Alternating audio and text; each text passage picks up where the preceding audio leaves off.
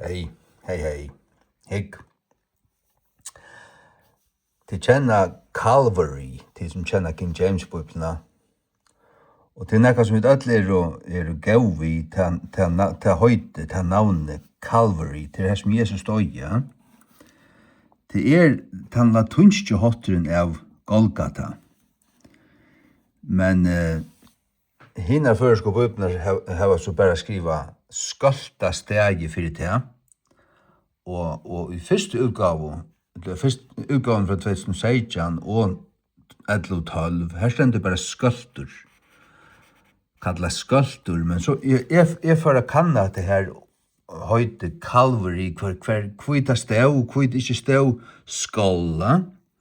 Jeg visste det at Calvary merker the place of a skull. Og her har vi så slitt opp, og jeg har googlet det. Meaning of Calvary in the Bible. Calvary, also known as Golgotha, is the biblical site located just outside Jerusalem, where, according to the New Testament, Jesus Christ was crucified. The name Golgotha comes from the Aramaic word meaning place of the skull, and the English term Calvary derives from the Latin translation.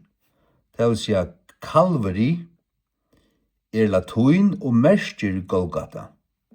Så har vi slei opp, hva måtte Wycliffe sia i Lukas 23 og 33, til det verset vi sitter av her.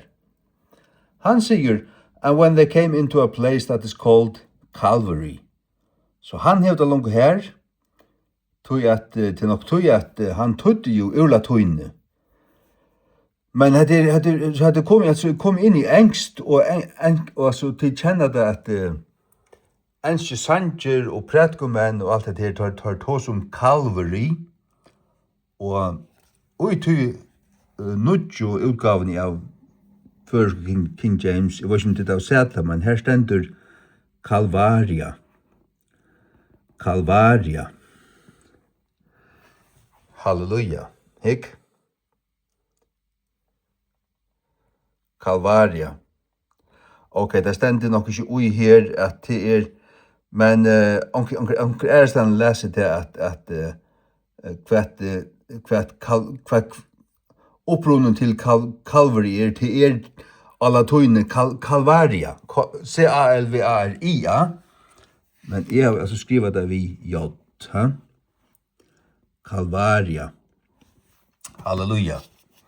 Det er månande vekrare. Og så har vi også en Calvary i første King James. Her som da sjåvande har røyma.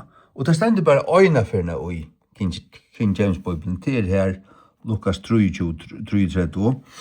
Just som det nå gjør i første King James. Stender bare øynafer. Calvaria. Det er veldig opassande å skrive Calvary, vi bare bøynløs for enskund, men færre bare alltid til rautene, ok, hatt latoin, så øyde latoin C-A-L-V-A-R-I-A, det øyneste jeg har gjort til brøtt I til et J, så vi tar en J-A-ending her på et. Og ikke ha i endan, til ikke hvordan navnet gjør. Så er det William Tyndale fra 1526, han sa Nye Testamentet. Han sier, which is called, hva som du sørste, Calvary her. Så han øysen Calvary. Det kom inn i Tyndale, som Nye Testamentet, inn i Wycliffe, inn i Tyndale, og så han til alle av oppe etter, og inn i King James. Og nå det kommet inn i første King James. Så at det månande vekrare at, og det nekka som man kunde irst om i sangen og skrive om at Jesus døy av Calvaria. Ikke av skaltastenen. Det ikke så poetisk og vekkust, men Calvaria ser av vekkust. Halde jeg gusser, jeg var ikke vidt her. Tom til.